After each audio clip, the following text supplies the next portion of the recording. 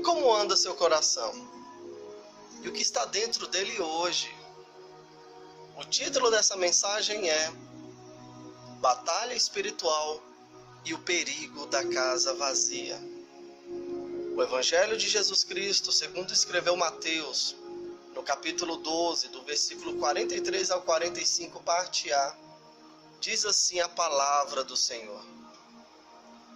E quando o espírito imundo tem saído do homem, anda por lugares áridos, buscando repouso, e não o encontra. Então diz: voltarei para minha casa de onde saí. E voltando, acha-a desocupada, varrida e adornada.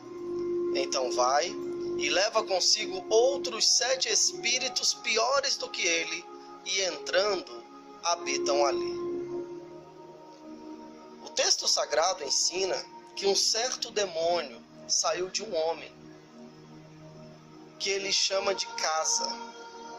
Essa casa pode significar várias coisas, mas para a aplicação desse texto, a gente entende que é o coração do homem. Depois de ter saído do homem, o espírito imundo busca repouso.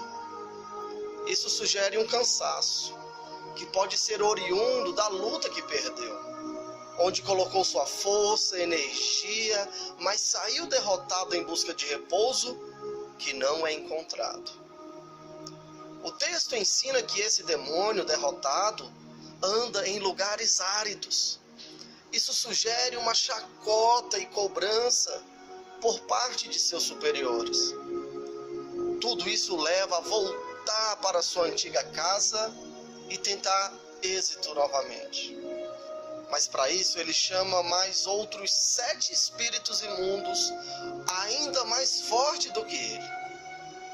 Mas aqui há um detalhe importante.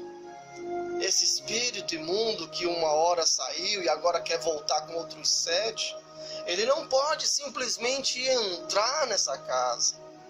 Há uma regra espiritual que é fruto do preço que Cristo pagou no Calvário, que impede a entrada desse espírito imundo na sua antiga casa. A não ser, meu irmão, que essa casa estiver vazia, varrida e adornada.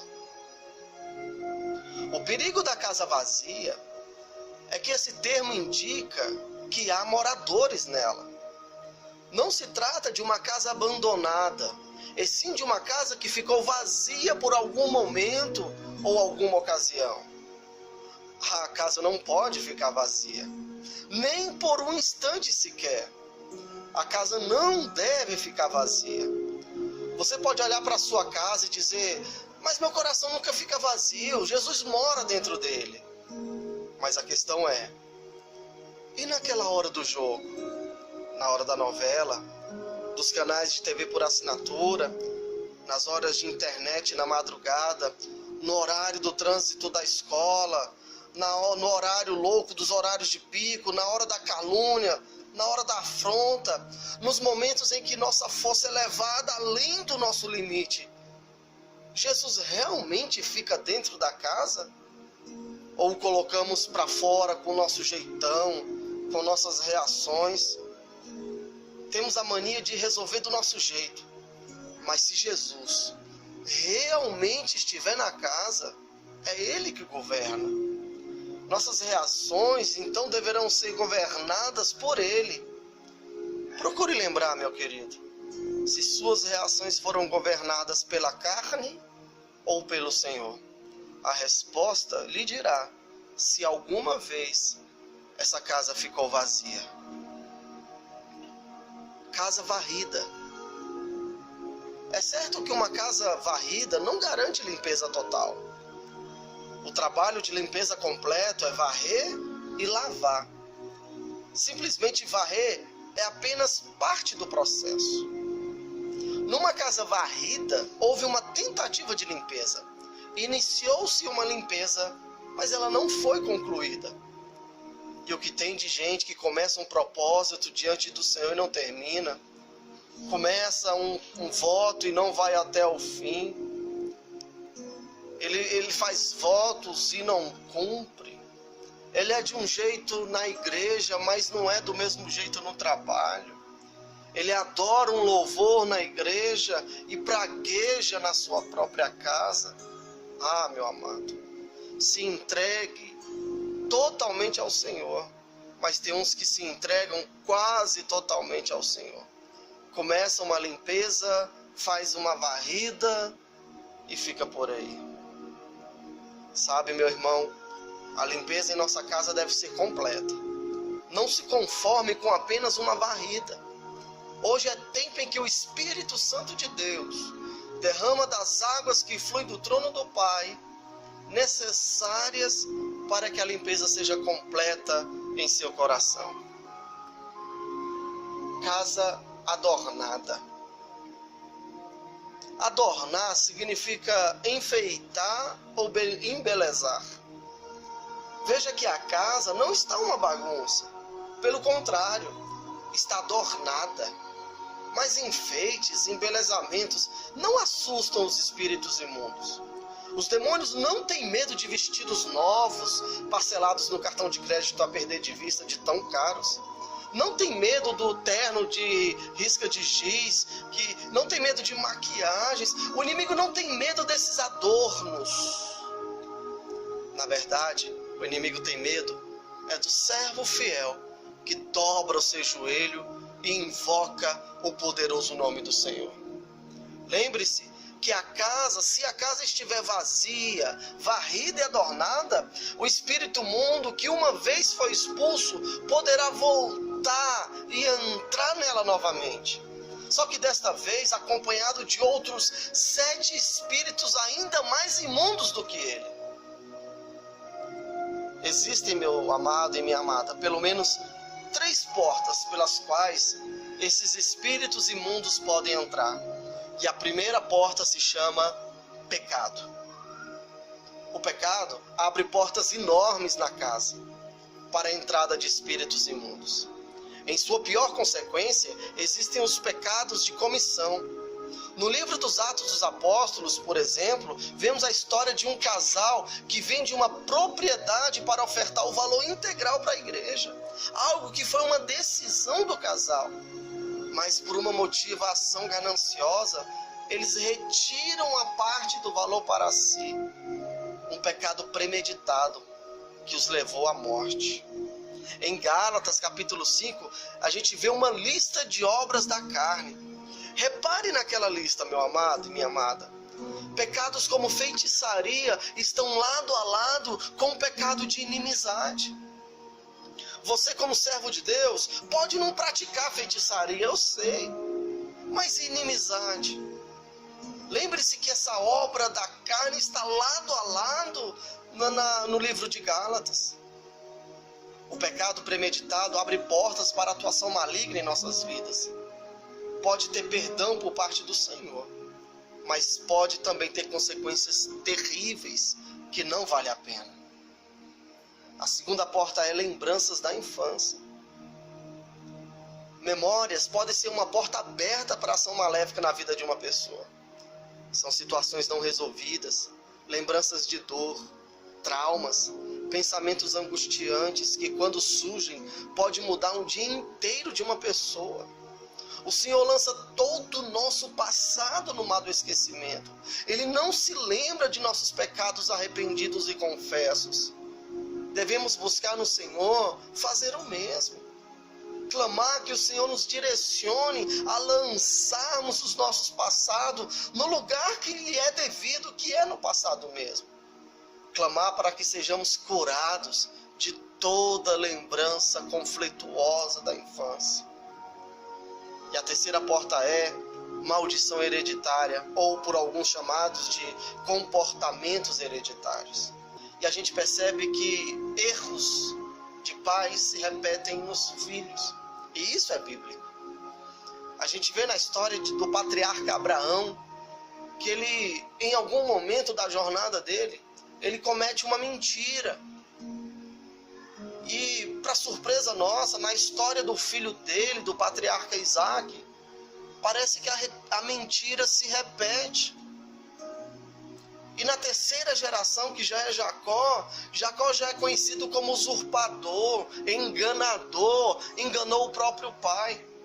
E na quarta geração de Judá e seus irmãos, a gente vê a grande mentira arquitetada pelos irmãos para enganar o pai, vender José do Egito. Então a gente vê que aquela mentirinha foi se passando de geração em geração, e o pior, como uma bola de neve, cada vez ficando maior e mais destrutivo. Sabe, maldições hereditárias são situações maléficas que se repetem de geração em geração. Também podem se tornar portas abertas para ação maligna, mas não são párias, meus amados, para o poderoso sangue do Senhor Jesus. Querido, cada pessoa é responsável pela sua casa. Jamais poderá ficar vazia. Deve ser sempre cheia da presença e do nome do Senhor Jesus. Assim, você poderá sempre, cada vez mais, encher sua casa.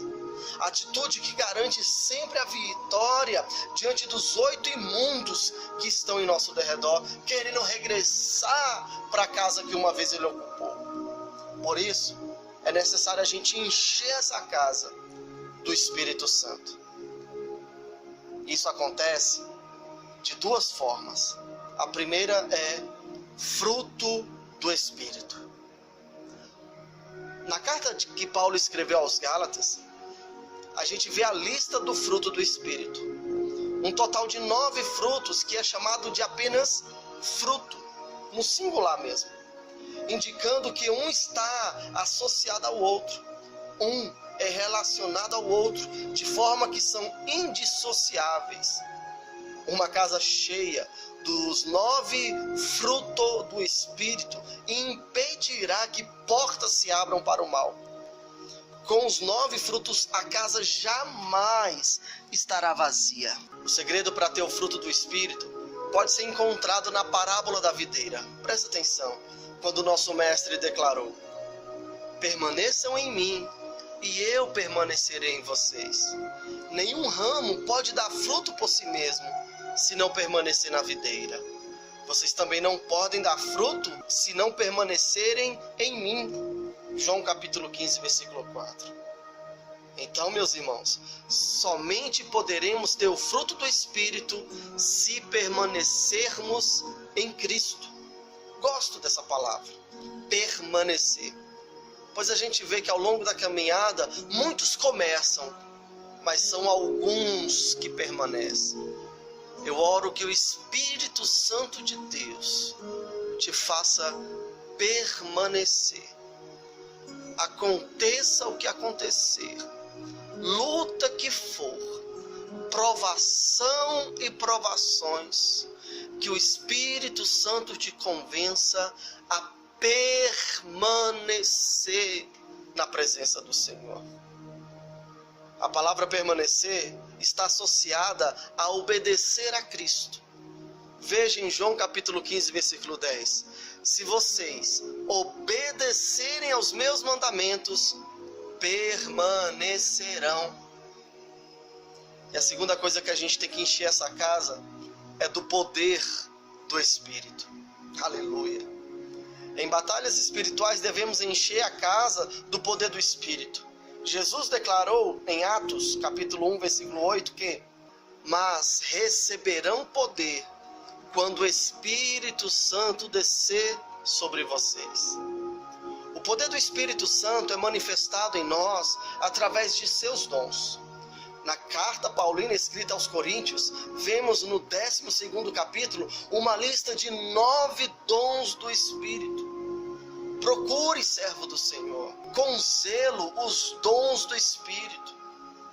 Procure, encher essa casa desses dons. Repare, por exemplo, em 1 Coríntios 14:4, que quem fala em língua, a si mesmo se edifica, mas quem profetiza, edifica a igreja. Então edifique a tua casa chamada coração, falando nas línguas espirituais. Profetiza a tua casa chamada igreja, profetizando no Espírito. Tudo isso para que esta casa edificada com estes dons, cheia do poder do Espírito, não fique nenhuma porta aberta para a ação do maligno. Permaneça humilde servo do Senhor em Cristo Jesus.